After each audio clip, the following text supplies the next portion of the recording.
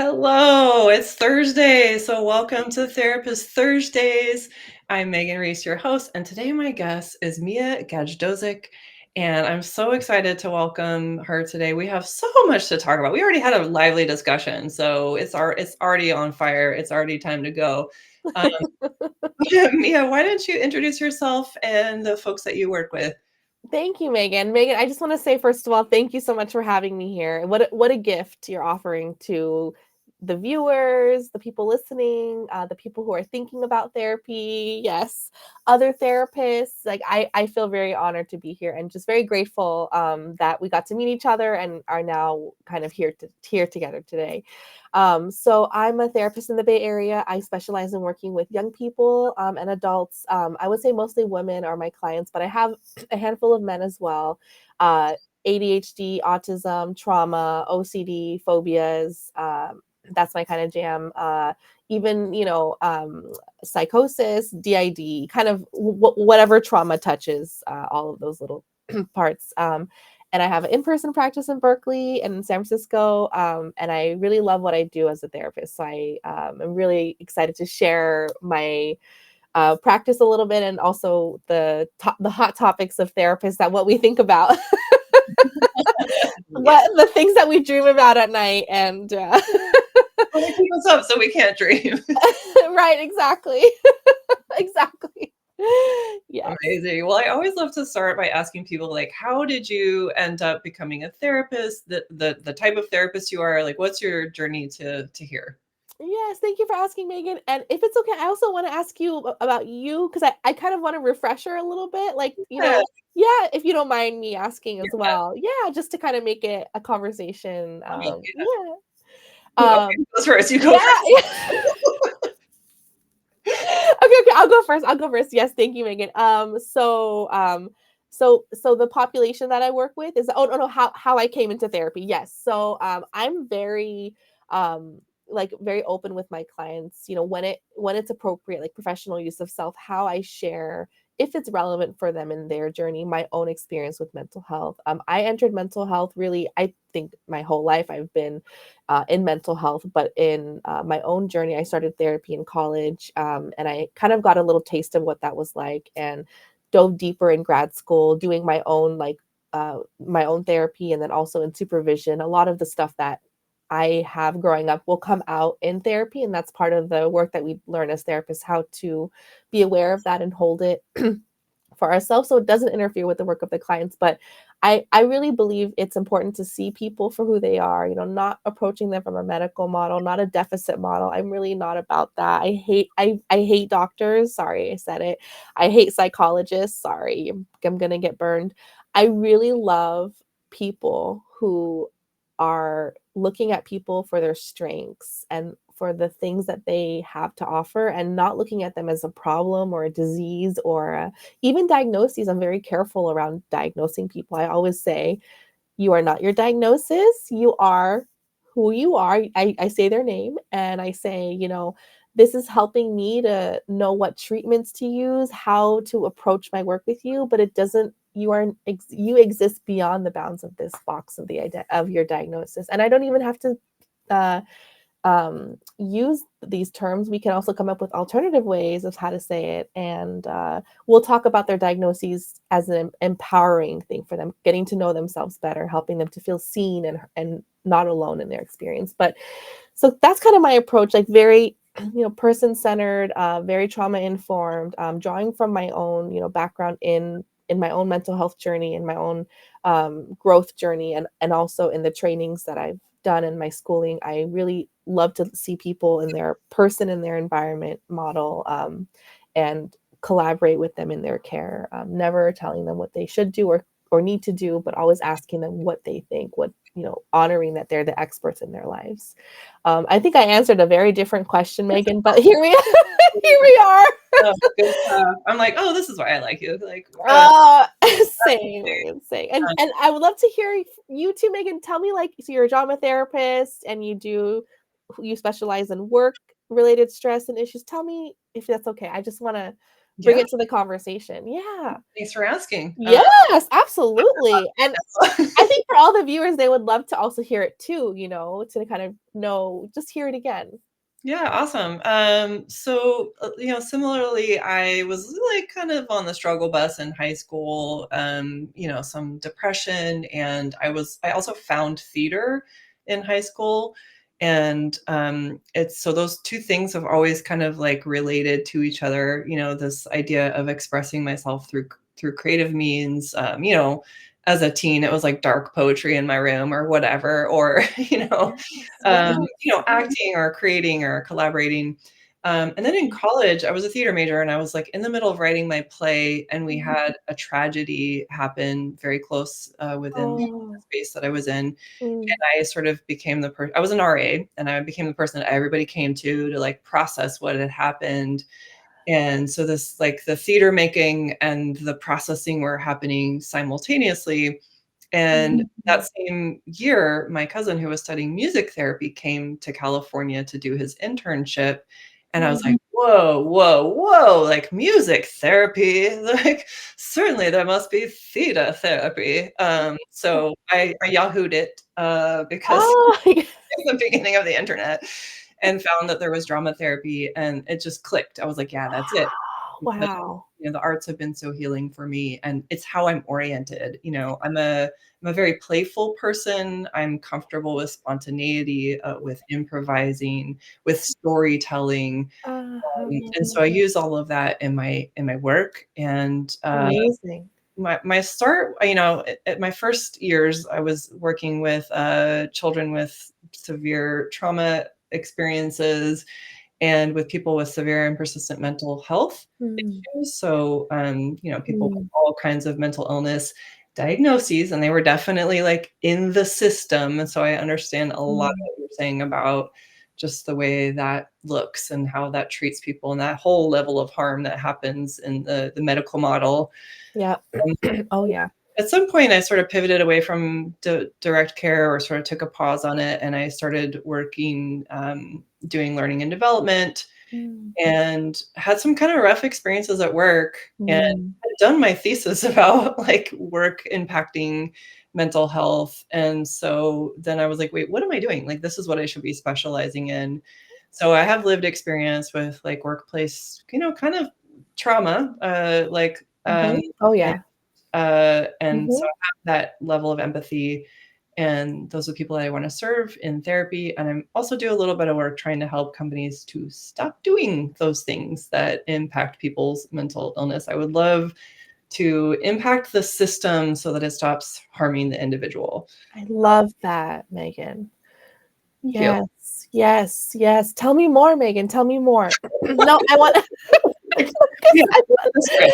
no, I love it. I love and Megan, I wanna say that I think, like, the drama therapy part is such a gift to the people that you work with, because I think it's, teaching them tools also and skills in the work of therapy that they can use in their lives, right? This, like, kind of, the performative part of it, I'm not even giving it justice, whatever, those terms are, but it's a real, like, that's a whole skill set that I think, people can really benefit from in their lives, especially in the workplace, and I was also an RA, so a floor Right. So mommy, so now we know why we're on the same wavelength.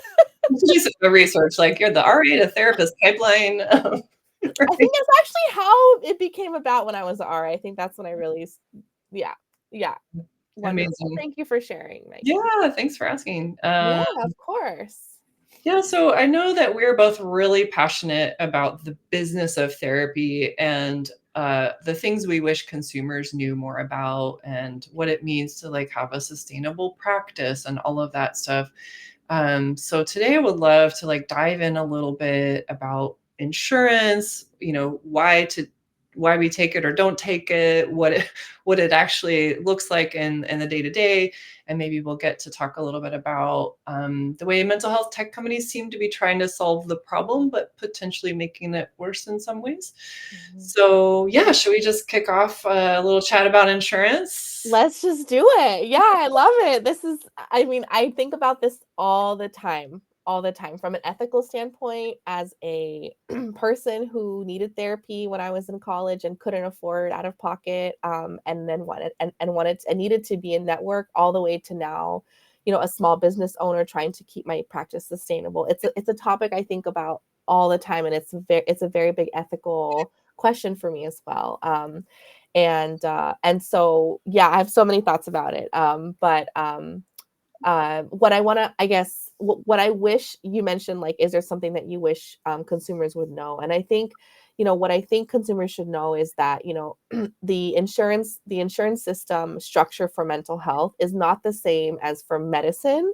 They reimburse very, very inadequately for a private practice therapist, for any therapist in any place, to be able to live sustainably and to do the work that we love. And so, even though you have insurance for mental health and medical care, it's really important to kind of distinguish, why therapists prefer out of network, because we put our rates at what we need in order to sustain our business, sustain our practice, to do trainings. We're required to do like CEUs every year, continuing education units to keep our license. We're required to do our own health insurance. We're required to have our own practice space.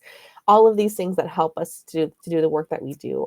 And then also, many therapists do a lot of like donation work, pro bono work, low scale, low fee work when our practices are sustainable, and that's but I think the big picture of like big tech mental health companies, for me, I almost think of it as like mom and pop shops versus like your big like Safeway or like Starbucks or like whatever big company. And I feel like in mental health, it's the same idea. Like private practice people, we're like the mom and pops, and then like big mental health companies are like the Amazons and the Starbucks and the people that like have a lot of resources for marketing and uh, technology, but they take away a lot of the clients from people like us, who are mom and pop people that we don't have thousands of dollars a month to spend on Google ads.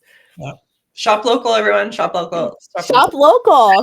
Shop local. Yeah. And that, Yeah. yeah. Sorry, if I could, like Please, yes. a couple of things that came up just now is like the insurance and then the mental health tech communities, which I sort of see as separate, and sometimes they come together. Mhm. But there's finally been some conversation in journalism, like the ProPublica article that came out last year, the Vox article. I linked those both in the event page, but let's just like break it down, like why you've chosen not to use insurance and the reasons why. Because I think people think that it's like therapists are greedy, like we want the top dollar and all that stuff. And yes, fee is part of it, but it's not the whole. That's not the whole reason. But let's start with fee because that's easy and we all know about it. And I don't want to give some specific examples here. So for all of my like Gen X people who are watching, I hope you're seated because I'm about to say something a little wild. Somebody I know was recently watching an episode of The Golden Girls, which is almost 40 years old.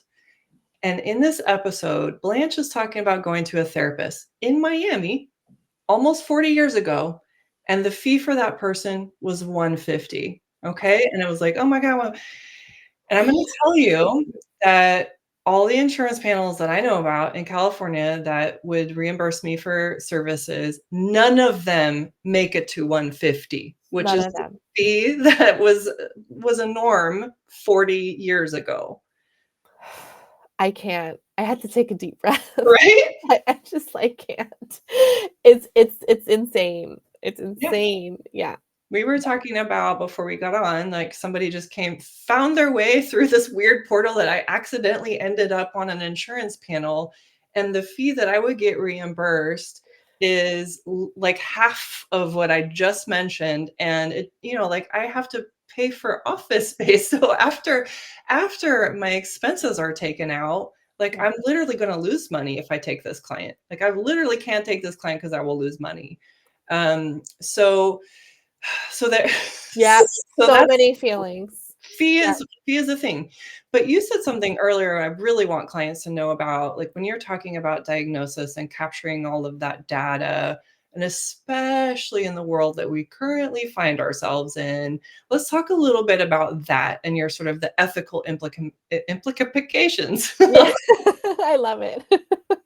Yes, thank you so much, Megan, and thank you for sharing that. I think it takes a lot of vulnerability to share that, and I honestly think therapists need to talk about it more often amongst each other, like actual numbers and stuff, because there's so much the mystification of it is also a form of oppression, how we like don't know, so we don't advocate for more. And like we're all like really in the same boat. And I hope that people who are listening, fellow therapists and you know, just in general, colleagues, clients, everyone out there just knows that like we operate similarly to any person who's working, to any person who has a business. Like, you know, we are always thinking about the best interests of the clients, how to give them the best care while also keeping the practice open, you know, keeping the doors open. And along those lines, we as private practice people do not have to report to insurance companies. If we're not working with insurance companies, we don't have to tell them the diagnoses that you have, your session notes, the amount of information. If people only knew how much information insurance companies need to extract from therapists in order to medically justify, right, going back to this medical deficit model, medically justify why this person needs therapy. Look, in my opinion, everyone needs a therapist. Okay, everyone does. There shouldn't be approving of it and extracting of information, the language that they require us to use, the information they ask, the details they want to know. They're always looking at claims, reading them. They're even retracting them if they feel like it's not medically justified to continue sessions. It's so invasive and so intrusive. We're the middlemen as therapists, the middle people, the middle woman as therapists, and clients don't always see that. But insurance companies are reading your info, and the government, you know, with all this information out there now of what's going on with this autism study, it is freaking clients out, and understandably so. It's freaking me out as a therapist, and it's not okay. It's not okay that they're going to look for people who have autism and study them. That's absolutely insane. I could go into it, but I want to say that it's okay to go private. It's okay to have your information confidential. And if you value privacy, if you value your safety and security, going the private route allows me as a therapist to take pen and paper notes, scribbles that only I can interpret, and that's it. And we don't have to, and no one else needs to know about it. No one needs to ask. And I don't even want any insurance company to ask about you or your story. So they don't need to know, right? Like, right? 100%. And I'm thinking about, somebody else came to me recently and they're part of a major HMO in the state of California that is notorious for not having enough clinicians and for sending people to groups that they have to be on a waiting list for months to see, or for only getting to see their therapist once a month or whatever. Oh And my gosh. yeah, right. And this, we're up against, do we try to navigate a single case agreement? And it's probably an uphill battle. But then it's like, let's say that it goes through and this major HMO, whose name shall not be mentioned, but it's a really interesting one to come up in this time that we live in. Anyway, like, do I have to put on a like really serious diagnosis to this person for them to continue deciding that it's medically necessary for them to see me? And because it's an HMO, that diagnosis is going to follow them everywhere. And having been a person who's lived with depression before, I know that it's like, maybe I had a major depressive episode and I sorted it out. And then years later, like the first question is like, do you feel like, I'm like going to like the knee doctor and they're like, are you feeling like harming yourself? And I'm like, that was a long time ago. Like, but the diagnosis is going to follow me forever. And what other systems does that impact? And, we already are talking Exactly. about like the employment and the health insurance are like, in a marriage with each other. Yep. So it Yep. makes me really nervous to think about client data and who has access to it. And exactly right. Like my private pay clients, like you would not be able to get that info unless you wanted it to. I can make it available to the client if they ask for it. But other than that, there's no tech company, there's no electronic health record, there's no insurance who's going to come and like question any of that work. For people who want to know more about this, ProPublica did some amazing work on this interviewing therapists. Mm. And there was a story of a woman who had a client who had suicidal ideation. Mm. And the insurance company was like, yeah, we don't think therapy is medically necessary for this person. Oh my God, I can't. I can't. Oh my God. It's Great. insane. It's And insane, but I'm not surprised. right, and then there's the clawbacks. So Mhm. we're in this really bizarre business where an insurance company, if a client is billing the insurance company for services, they can say, "Oh, like this little I wasn't dotted, this T wasn't crossed, or use the wrong, procedure code. Therefore, you owe us for months and months and months and months of work. We already paid you out, so that might be thousands of dollars." That you owe us, and it's like services already rendered. So it's not like I have a stock of t-shirts I can sell off. I've already done the work, you know? Exactly, exactly, exactly. I'm so glad you mentioned that, Megan.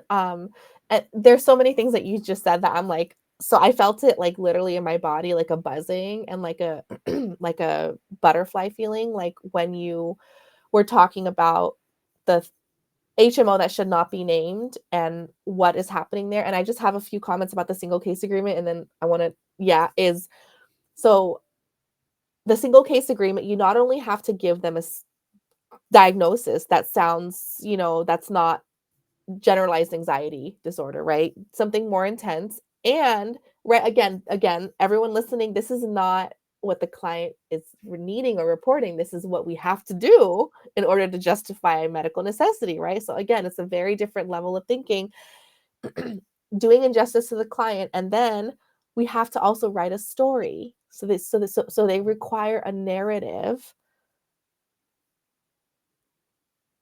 revealing so much information about the client, maybe even making it fictionalized in a way because to make it more like medical necessity. And it does so much injustice to the person who's getting care to have to share all this information with someone they don't even know, maybe many people they don't even know, and have it be stored. Okay. And then for it to follow them later in life, which when I after I gave birth, and even like throughout my whole entire like healthcare journey, like anxiety has been one that has followed me. But for people who are not medically and sorry, mental health professionals who are trained to ask me questions about my anxiety felt very intrusive, very re-traumatizing. And then I stopped telling people I had anxiety. I just decided, and other things, right? I just stopped. I just declined instead of being honest. And then you're missing, and then it's not like that's like there's so many things wrong with that, but it's not serving the person. So because I was afraid of being stigmatized, of being labeled, and by people who don't understand mental health and don't approach it from a person-centered model, but approach it from a medical deficit model. And I didn't want to deal with that, and no one should have to deal with that. Um, so, that's kind of, so go private, go small business, go mom and pop, go private practice therapist. I treat, and I want you to, share from your perspective I treat all of my clients that come to work with me with such care, with such personalization. I'm not a tech company. I don't have quotas to meet. I feel really good about the work that I do, and that shows in the work that I do. And I would love to welcome your perspective as well, Megan, so people can hear how you approach it as well. Yeah, no, like, I have really small caseload because I wanna make sure that I have the emotional and energetic bandwidth to show up the best of myself for every client that I work with. Yes. And on the days that I have private practice, like, if I feel like having chocolate chip pancakes in the morning, I do. I don't care about it. I don't do any administrative work. It's my cup is so full by the time that I meet with each client. I only see the number that I see. I don't they're not a number. I think about them. I get consultation around things that I wanna know more about. Yes, yeah, like, I take it really seriously. This is what I do. This is my craft, Right. and Yeah. I take it really seriously, and I feel honored and humbled to get to be in service of these folks and whatever it is they're going through. And I don't, if anything threatens that, I'm like, no, thanks. Yes. Yes. I love that, Megan. Oh my God. How lucky are your clients? Seriously. And same with yours. Wow. What a I want, treat. like, I sometimes I see therapists and I want them to feel this way too. Yeah. And when I see this internalized, like, that I have to see this many people and I have to, and it's like, but do you? Because, what, and how does that show up in the session if you are not, treating yourself with the utmost care, if you're not making sure that you're paid enough to feel sustained in the work, that if you're stressed about money, like, how does that show up? And are you unconsciously resenting them? And how do they experience that? And how do they experience when you say, no, this is my fee. Like, this is my fee, and I don't work with insurance, and it's not sustainable for my business. I hope that sends a message that, like, I'm taking this seriously and I'm taking you seriously. Um, Exactly. Exactly. yeah, so what I'd love to talk about a little bit is, like, how do people find a good therapist? And part of the reason of doing this series is to expose people to, there's so many different kinds of personalities and modalities and issues treated, and you can find somebody that is looking for exactly you to work with. So Yes. what's your advice to people on finding the right therapist? And yeah, go for it. Thanks, Megan. And I also would love to hear from you too. So, so I will speak from my own personal experience finding a therapist for me. You know, I want to be able to, I want to be able, and I want to encourage everyone to, as you're doing the consult call with a therapist, right? So here's what I would do. I would search for people who are out of network. I would search for people just kind of opening it up, people who are in network and kind of, having one from in network, one from out of network, or several, kind of, you can call, I would say like 2 or 3 is probably a good number. That's kind of what I did. And when you do the consult call, first of all, the bio has to resonate with you, the person themselves. Like, if you see the picture of the therapist, like, do you feel comfortable talking to this person? Do you feel like you can have a conversation with them? And then when you get them on the phone, how does it feel like in your body when you're talking to this person? Do you feel heard? Do you feel validated? Do you feel listened to? It can even be the subtlest things that are not nameable, but they're there. It's the dynamics, the power, privilege, oppression dynamics in between two people. How do you feel? And really honoring your body, not mistrusting your instincts. If it feels like it's a good fit for you, trust that this person is going to take care of you and going to nurture you and listen and show up for you, and let it be that reason you go out of network. Let it be the reason you invest in yourself in therapy. Really trust your gut. Don't look at whether they're in network or not and kind of let that be your guide. Like, really, if you can afford it, making it sustainable for yourself. Talk about going bi-weekly, talk about whatever you need to do to keep it sustainable for you, and have that conversation with your therapist. But you'll see a difference when you talk to an in-network therapist and an out-of-network therapist. You're gonna feel a little bit of a difference because of the way that the caseloads are structured, the way that the burnout, therapists experience burnout also, especially in the work that we do. And kind of listening to your gut, listening to your body when you're talking to the therapist that you're talking to, asking yourself, do I feel comfortable telling them what I want to tell them? And then when you do, going out of network, so using platforms like Mentaya, like Reimbursify, whatever your therapist is working with to help you get an out of network quote. I would not suggest calling your insurance company directly, because what I've noticed is insurance companies will tend to push you in network. They'll ask you, well, why don't you go in network? And then suddenly they'll send you a list of in network therapists. They really don't want you to go out of network. They want you to be in network, understandably, but don't call your insurance company. They're not going to help you figure out your out of network. They're going to, redirect you. So talk to your therapist. They'll help you get out of network quotes and even handle the billing paper, the process for you using these third-party platforms. So, there are workarounds for it. And unfortunately, in our healthcare system, surprise, but not a surprise, this is how it is. Hopefully it gets better in the future. We have to set the standard, right, Megan, for how we want it to be. Yeah. Um, Yep. And I want to know from you, Megan, what should people be looking for? You actually wrote an article on this. Yeah, yeah. I mean, like, Yeah. I'm so passionate about this, and it's been like, because I'm everyone's therapist friend, they're like, "How do I?" And I'm like, "Okay, first of all, like everything you said is 100%, but I really am hoping people are empowered to think about like this is an important decision, and you get to drive the decision, And what if you have specific identity wishes, like that's fine and valid and go for it. Like if you're like, I only want somebody who has like exactly the same, like, identity that I have, great, like go find that person and, test it out. And sometimes, that changes as after you've been in therapy for a while. You're like, okay, I've had this wonderful experience with someone who has a very similar identity to me now, but I have trauma with people who have this kind of identity. I want to try that out. Like that might Right. change over time. Mhm.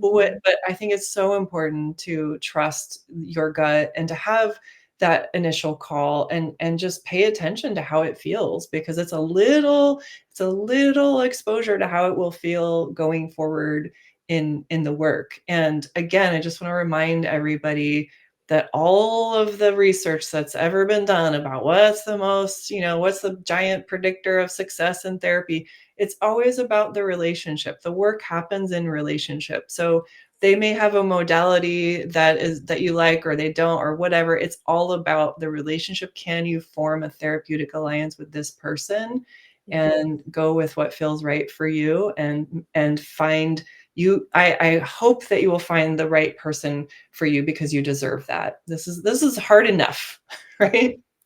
Exactly. I love that, Megan. I love that so much. Thank you. I love and I hope that for all of you out there too, that you find because it's so important to have that strong and beneficial therapeutic relationship. It is the work in that relationship, like you said. Yeah. Yeah.